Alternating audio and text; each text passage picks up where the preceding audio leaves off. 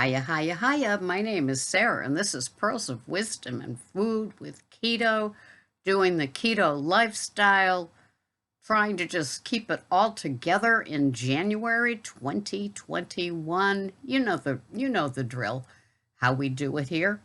I wake up and I have my morning warmed water with some no salt, low salt, quarter of a teaspoon, and then a quarter of a teaspoon of Celtic salt. And that is my kickoff to the day. Then in my little crazy wobbly cup, I have my Jot, or I have my Wicked coffee flavor, usually Italian, Sumatra, or French. So I have those, and I do some food prepping along the way. I use a little French press to have my coffee. And so when I make it in the French press, there's 8 ounces of water that I heat up. And so then I can have a few of these. So even though it's a few of these, it's 1 cup of coffee. So that's how I start my day. I see how the world is doing on right here on the internet. Then I use my phone to see, what's going on in Instacart, how I'm doing, what it's like. And this has been the roughest week of my Instacart career. It seems like people must be getting quite bored to the gourd, as we used to say, and finding fault with things, just crazy. So I'm trying to shake that off and do a video with you here about the keto lifestyle. And I go online to see on the YouTube channel to see who's zooming what and how they're feeling, what they're up to. And yeah, there's so many people that we don't see anymore. And I don't know really what's up with them. So I just keep talking about what I do with my keto. As most of you know, I have that smaller salad now with like the chopped chunks of the veggies with my little bit of my little dressing thing that I do, which is 2.5 ounces of Fage 0% and 1 tablespoon of Bragg's dressing and marinade. And that's usually my staple right here. And then I'll have whatever the entree is. Sometimes it's when I made my prime rib beef stew after Christmas. There's still 1 cup of it left in the freezer, and it's like, I can't wait to have it. I'm cooking, today is a big green egg day, even though I'm recording this on a different day, for a different day. And I'm cooking a chuck roast from Whole Foods, or Greg will smoke it on the grill briefly, and then I will put it in the crock pot with some cauli crumbles and some carrots. And I forgot the last time I made it to put in coffee. Have you ever heard of that? When I worked at the shelter with women and children, these Portuguese women would put black coffee into their pot roast. And I don't know what magical things it does, if it breaks down tendons and makes it even more tender, or just makes the broth more flavorful. But I was doing it, and then I totally forgot, and then I totally remembered. So when I make the pot roast in the crock pot tomorrow or Tuesday, I will add the black coffee to it. Kind of fun. And then I got some pork center cut. I got a pork roast from Whole Foods on sale. And then, so I sliced it up. So I will do the acorn squash Alfredo sauce, little num num. And that will be fun for the week. And then Greg is going to smoke some chicken quarters. I think it's chicken quarters. Well, anyway, I don't know. And Greg will have that, I think. So yeah, and we're having our steak today with the Brussels sprouts, asparagus, and cauliflower. So life is but a dream, shaboom. And so it's a good week. I've got it all planned. I made the charisse I have to remember to write that down. With the eggs, asparagus, and then the melted cheese on top of that for Greg, and he absolutely loved it. And this is after he panned Charisse by telling me he didn't like it in a couple of years ago. And so I did it, and I didn't know how he was going. Oh my God, he loved it. Blah blah blah blah.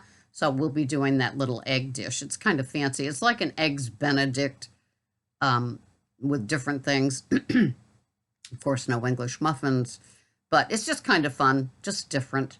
And I love egg dishes. I love quiche and things like that. I haven't made a quiche in a while either. Good thoughts. I'm glad Thank you for giving me the idea. It's always an easy thing to do. And, you can make a full pie of the quiche and you've got the leftovers. And that makes for a nice, easy peasy lemon squeezy meal later in the week. So for me, it's all about being economical with my time as well as my choices, my simple ingredients. And that's how I roll with all of that. So I don't know, nothing else too much is new. When you do keto for years and years, it just becomes a way of life and you're not thinking of the other things.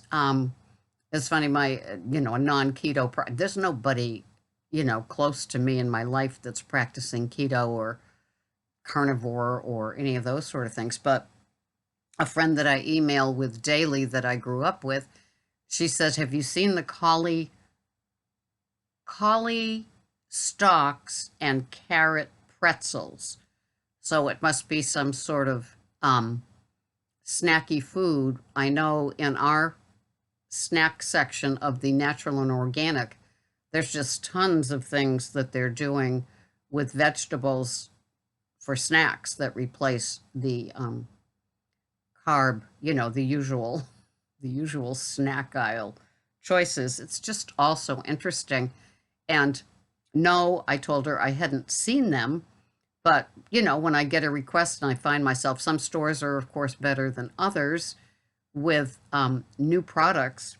You just have to wonder where they put them all. So with my week this week, it's been the shelves are kind of bare. There were some warehouse issues with some of the stores.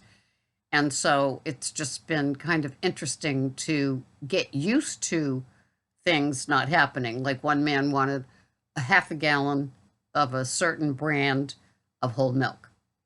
And there wasn't such a thing. There was a quart of it and there was a gallon of it. And he said, okay, well, I'll take a half a gallon of this brand whole milk. And I said, same deal. There's a quart and a half a gallon and a full gallon of that brand. And, I guess a half gallon must be a common purchase, but it just is kind of funny because, one lady at 7 a.m. And here's something, if you're listening to this and you use Instacart, don't order a hot rotisserie chicken at 7 in the morning, at least if you live here, because they're just putting them in on the rotisserie thing, And so for replacements, the app suggested a honey chicken rotisserie. And then another one was a barbecue chicken rotisserie. And it's like, none of them are available. It's just one of those. So that's why it's been that kind of a week. It's like, if they, anyway, that's just the life and trials of an Instacart shopper. So it's all interesting. When I shop, I try to keep one ahead of everything, like one bag of Brussels sprouts, one English cucumber, one cauliflower, and things like that. Trying to keep ahead of it just in case there is a time when the product isn't available and I don't have to upset my routine. I'm definitely a routine person. Are you a routine person? I know that my anxiety and such, and when I can't sleep, my head is preparing food. I'm lying in bed staring at the ceiling. Well, I'm not staring at the ceiling, but it's like chopping the vegetables, getting them ready, doing the salad, and it is kind of funny in a foodie kind of way. But yeah, so my anxiety level is directly related to what's in the freezer and what's in the produce bins of my refrigerators. I get calmed knowing that there's backups. And sometimes I have to have a backup of a backup because you just never know. And so that's how I get with my food. I like to be um, I'm particular and I like things to be there and available. And I don't know how you guys roll, but I am not empty out the fridge and then go fill it up again. I always have this rotation going.